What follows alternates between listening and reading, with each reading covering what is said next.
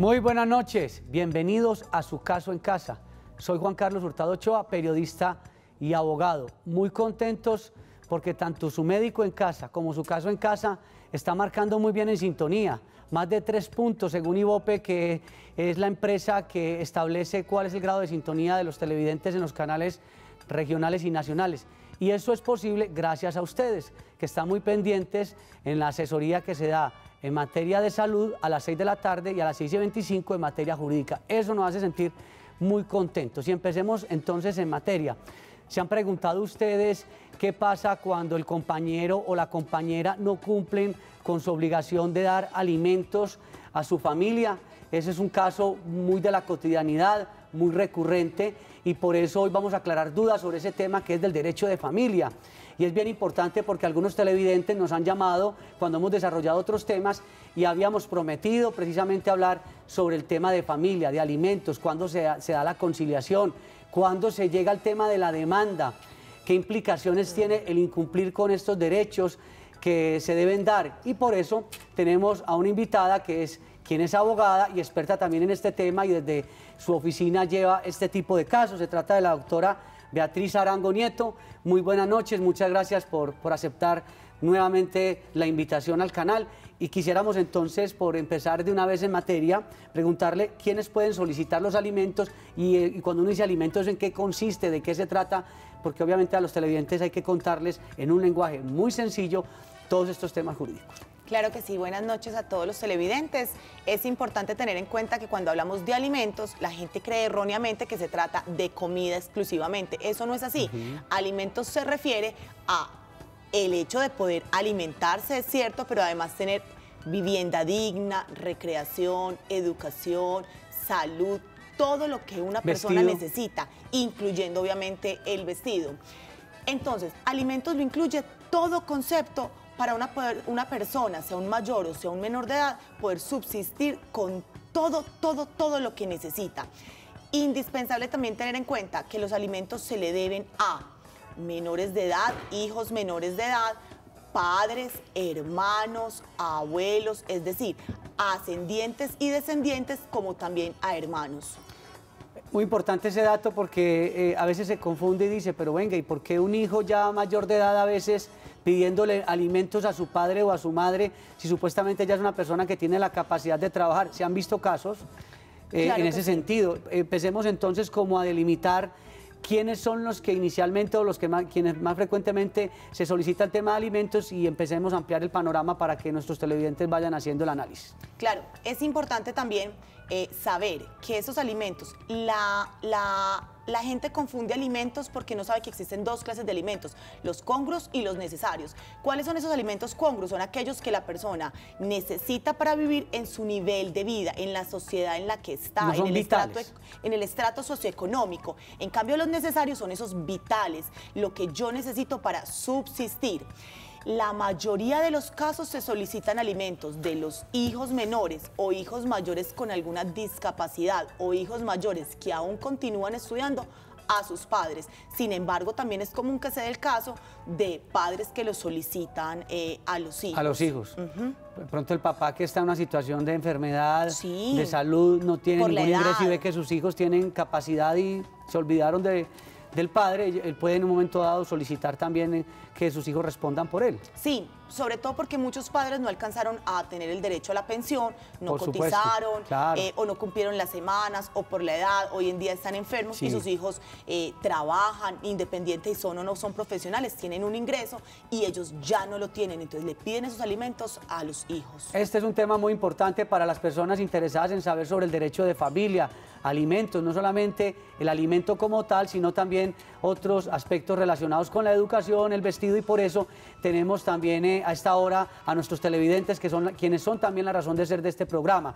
Doña Oliva, desde Cali, muy buenas noches, ¿y cuál es su inquietud para la doctora Beatriz Arango? Muy buenas noches, muchas gracias, felicitando por el programa. Muy amable. A ver, es muy importante, resulta que tengo una inquietud.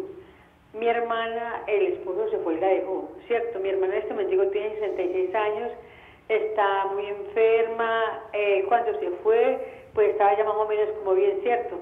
Pero él de tal manera fue enferma, muy enferma. Entonces mi inquietud es, ya no tiene ellos tienen hijos, vivieron en unión libre.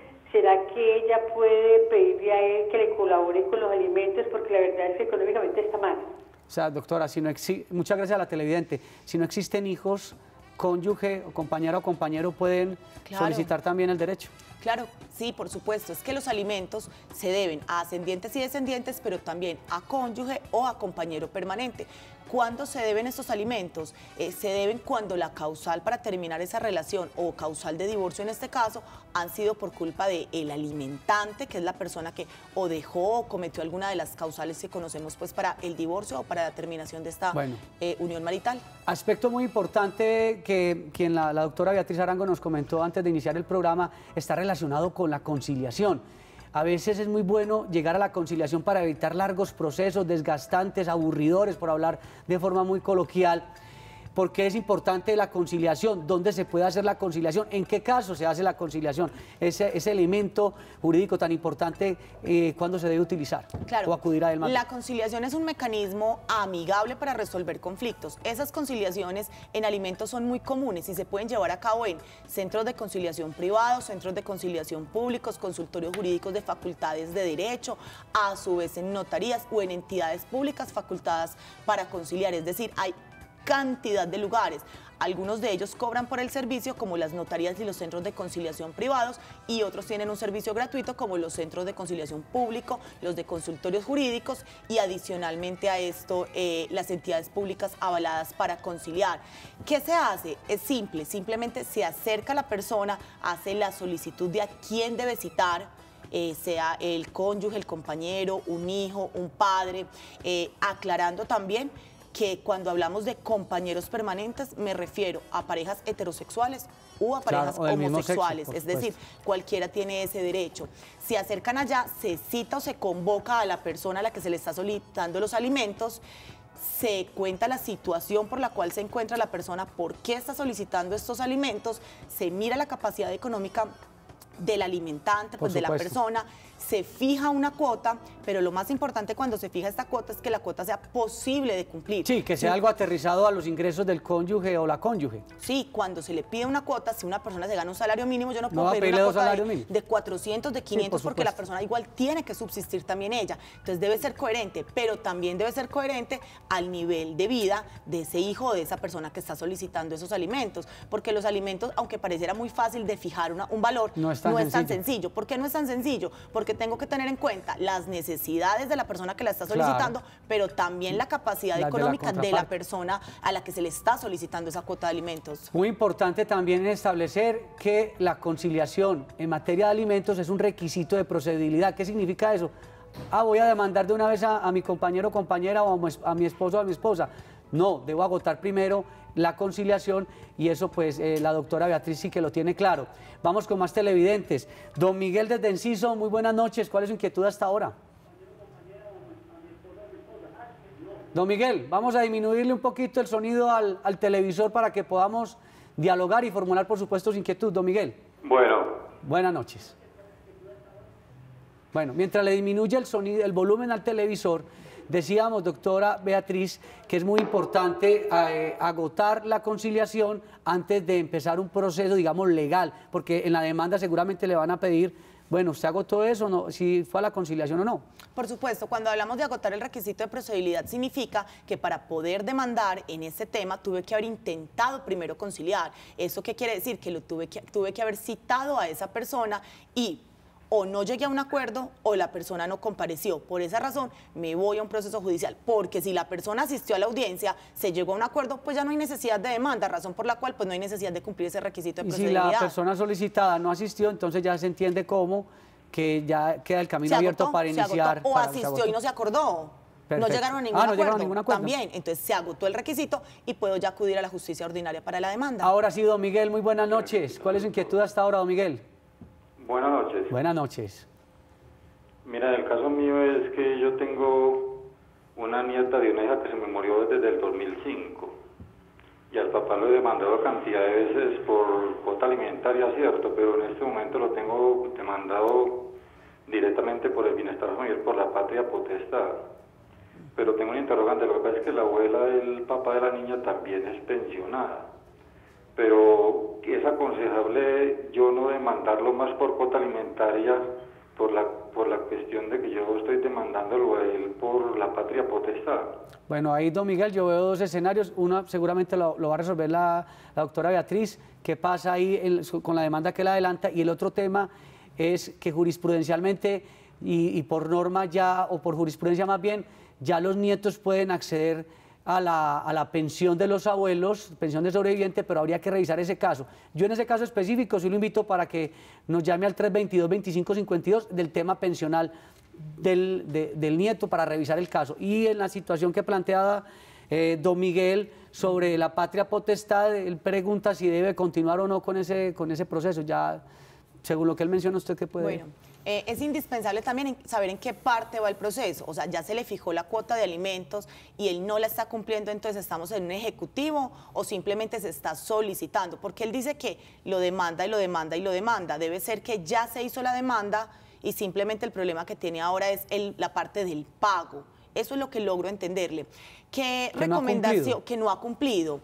Y si no ha cumplido debe ser por una razón, y es porque si él ya tiene un documento legal donde se le fijó una cuota de alimentos a ese padre y ese padre no ha cumplido con ella, debe ser que el señor no tiene nada que embargarle, porque si el señor tuviera algo que embargarle, él no tendría que estar volviendo a solicitar el proceso porque simplemente iniciaría un ejecutivo. Cuando hablamos ya de la patria potestad, ¿qué estamos diciendo? Que él va a quedar como ¿qué? Como encargado en su totalidad, porque le va a retirar, exactamente. Si él logra eso, sería prácticamente quitarle la responsabilidad al papá de cumplir con ese tema de alimentos. Sí, lo que le estamos diciendo es, el señor básicamente ya no va a ser el papá de ese menor. Ahora esa responsabilidad va a caer en el abuelo. En ese caso, ¿quién va a tener que seguir supliendo todos los gastos del menor? El abuelo. Pero una situación complicada porque tendría el abuelo entrar a demostrar que el papá no es capaz de velar por los intereses del menor.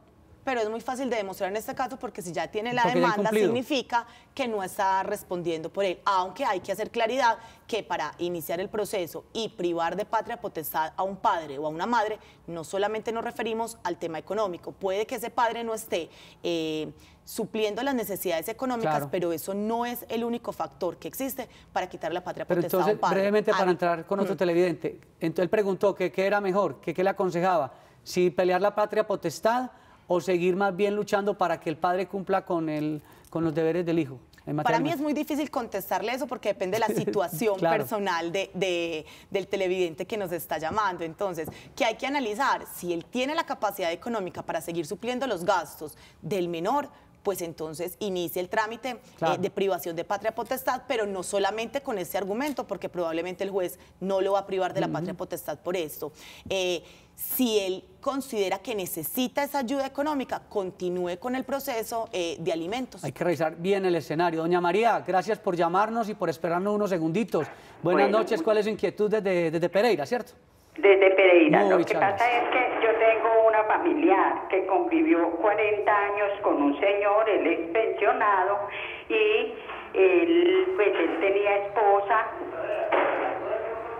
Él tenía esposa y entonces él ahora, pues, la familiar tiene 65 años y quedó desprotegida. O sea, ella no tiene pensión ni nada, el señor ya no le aporta y quedó desprotegida por todo. Entonces quería saber qué puede hacer ella o qué derecho tiene, porque pues ella tuvo 2 hijos con él y ahora pues está sin quien vela por ella. Doña María, muchas gracias. Usted ya había hablado algo sobre el tema. En el escenario que plantea nuestra televidente de Pereira, ¿qué le podemos decir? Bueno, es muy parecido a la pregunta que nos hizo el otro oyente, en el sentido de que si son compañeros permanentes, pues tiene derecho a solicitarle esa cuota de alimentos. Pero si además sus hijos ya son mayores de edad, que dice que tiene 2 hijos, también puede solicitarle cuota de alimentos a los hijos. Aprovechemos que están las líneas telefónicas en pantalla para que nos llamen en directo. Estamos hablando de alimentos, aspectos relacionados con el derecho de familia. Varios televidentes nos habían preguntado sobre este tema. Aprovechemos hoy a la doctora Beatriz Arango Nieto, quien sabe bastante de estos aspectos. Vamos a una pausa y ya regresamos. Aspectos importantes para tener en cuenta cuando se vaya a hacer una reclamación en materia de alimentos. Se deben alimentos a cónyuge, los hijos, ya sean matrimoniales, extramatrimoniales y adoptivos, los padres naturales o adoptivos, los hermanos, al cónyuge divorciado o separado sin su culpa a cargo del cónyuge culpable, al que hizo una donación cuantiosa si no hubiera sido rescindida o revocada, a los compañeros permanentes heterosexuales o del mismo sexo. Se puede solicitar fijación, aumento, disminución o exoneración de cuota de alimentos. Se debe tener en cuenta al momento de fijar la cuota de alimentos la capacidad económica del alimentante, es decir, la persona que está obligada por la ley a suministrarlos, y el entorno socioeconómico del alimentario, es decir, de la persona que tiene el derecho. Bueno, vamos a atender entonces una llamada porque también tenemos una inquietud bien importante que vamos a desarrollar aquí. Doña Ivonne, muy buenas noches, bienvenida a Su Caso en Casa. ¿Y cuál es su inquietud? Buenas noches, muchas gracias. Primero que todo los felicito por su programa. Yo participé ahorita en Su Médico en Casa, pues los dos programas me cayeron, como dice coloquialmente, anillo al dedo. Este es el bloque informativo. Mi pregunta es esta para la doctora. Doctora, yo tengo un niño con discapacidad, con autismo, retardo mental, enfermedad degenerativa, pues tiene muchas consecuencias. Resulta que el padre de mi hijo, yo lo tengo demandado por Fiscalía, Casa de Justicia, Comisaría de Familia, Bienestar Familiar. La última denuncia que yo tuve fue por Casa de Justicia, que fue como hace año y medio, porque en realidad la situación ha sido imposible de mantener. Yo tengo que pagar EPS independiente, es un niño que genera muchos gastos. Entonces, con lo último que él me salió era que estaba sin empleo hace año y medio, y el comisario, pues el doctor allá en la Casa de la Justicia, lo único que me dijo era que él no podía hacer nada. Entonces yo me siento como atada de manos porque es un niño con una discapacidad muy severa, y él también se llena la boca diciendo mucho, pues verbalmente, que él si respondería por el niño solo sería hasta los 18 años, y lo único que me consigna mensualmente, eso que unas veces sí y otras veces no, son solo 100.000 pesos. Aparte de eso, yo tengo una niña a mi cargo que tiene enfermedad huérfana, yo tengo mi esposo, también tiene enfermedad terminal, él me colaboraba mucho con el niño, pero ya con la enfermedad de mi hija ya nos ha quedado muy difícil. Entonces yo en realidad no sé qué hacer y para dónde coger, porque el papá de mi niño, este señor, no responde por mi hijo, ni alimentación, ni vestidos, absolutamente nada, solo 100.000 pesos mensuales, y eso que de vez en cuando. Doña Ivonne, muchas gracias. Hay dos aspectos, que hay uno que no hemos tratado, que tiene que ver con la responsabilidad penal, que eso ha sido muy discutido sobre penalmente cómo manejar esos casos cuando no se responde por alimentos, pero la señora manifiesta que unas veces sí cumple, otras veces no, que el monto es muy poquito, que a veces el señor dice que no tiene cómo responder económicamente, y la Casa de Justicia donde ella ha acudido le han dicho, pues ahí es poco lo que se puede hacer. ¿Qué herramientas darle a nuestra televidente para que resuelva su situación?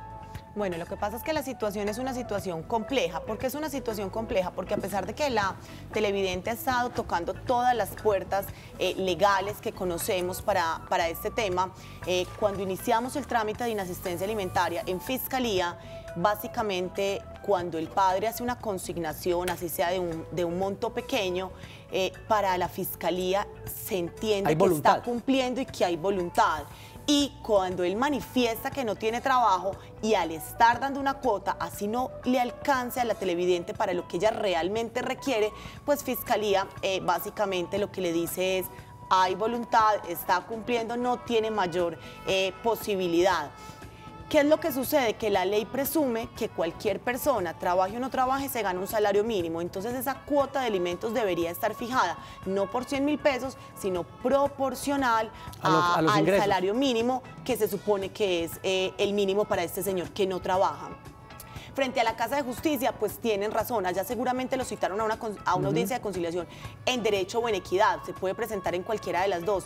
¿Qué situación se encuentra ese conciliador en equidad o en derecho? Y es que cita a la persona, al convocado, en este caso al padre del menor, pero no puede coaccionarlo a que dé la cuota, y como el señor no trabaja, no hay un salario que embargar y seguramente no tiene bienes a su nombre para embargar esos bienes. Entonces la señora debe tener una cuota fija ya de alimentos, que se la fijó o Bienestar o una comisaría o la misma conciliación la fijaron ahí entre las partes o la Fiscalía, pero no tiene cómo hacerla exigible, y ese es uno de los grandes problemas que tienen muchos colombianos. Bueno, tenemos una situación aquí muy importante. Don Mateo en Barbosa, un segundito, porque esto es importante también para usted. Usted nos manifestaba extra micrófonos que es muy importante redactar muy bien o que el acta de conciliación quede muy bien redactada, que esa solemnidad cumpla con unos requisitos especiales para que esa acta pueda funcionar y operar en el tiempo. Brevemente para poder ir con nuestro televidente, doctora. Bueno, claro que sí, pero le quiero agregar algo más a la señora y es, la cuota de alimentos para este menor no es solo hasta los 18 años, es vitalicia, es por siempre. ¿Qué debe contener el acta de conciliación? Debe tener identificadas a las partes plenamente, al lugar donde se realiza, debe tener también identificada el valor de la cuota de alimentos, dónde, cómo y a partir de cuándo se va a pagar, si se va a consignar, si se va a entregar de manera directa físicamente el dinero, si va a ser en dinero o en especie, a partir de cuándo, qué días de cada mes, ese monto, si se va a aumentar, si se va a aumentar de acuerdo al salario mínimo, al IPC, cuándo se va a aumentar. La gente suele decir al año, pero yo no sé si el año comienza en enero o el año comienza en octubre, que es el mes en el que estamos. Dependiendo. Entonces, la cuota de alimentos debe ser completa, siempre debe contestar el quién, cómo, cuándo y dónde para que pueda ser exigible, porque si no, usted tiene una acta de conciliación con una cuota de alimentos, pero no tiene cómo hacerla exigible ante el juez. El tiempo se nos está acabando. Si don Mateo tiene, su pregunta es breve, podemos ayudarle inmediatamente o terminando el programa por el interno le colaboramos. No sé, don Mateo, ¿qué prefiere? No, yo digo que el derecho es como cumplir como castillo, como establecimiento o fábrica. La fábrica debe ser estructurada con alimentos y cada de una de las grados se puede establecer. Bueno, gracias a don Mateo. No sé si usted, doctora, alcanzó más o menos él hizo como una especie como de reflexión más que una pregunta. Fue una reflexión y tiene razón también en su reflexión, porque sí, evidentemente los alimentos son necesarios como la empresa. Necesarios como una empresa, claro, por supuesto, es cierto. Bueno, muchas gracias, doctora Beatriz Arango Nieto. Con ella hemos hablado de insolvencia, hoy hablamos de alimentos, estamos manejando distintos temas de su interés. El teléfono. Gracias por estar con nosotros. Estuvo también con ustedes Juan Carlos Hurtado Ochoa. Todos los días, de lunes a viernes, invitados especialistas en distintas áreas del derecho. Muchas gracias, feliz noche.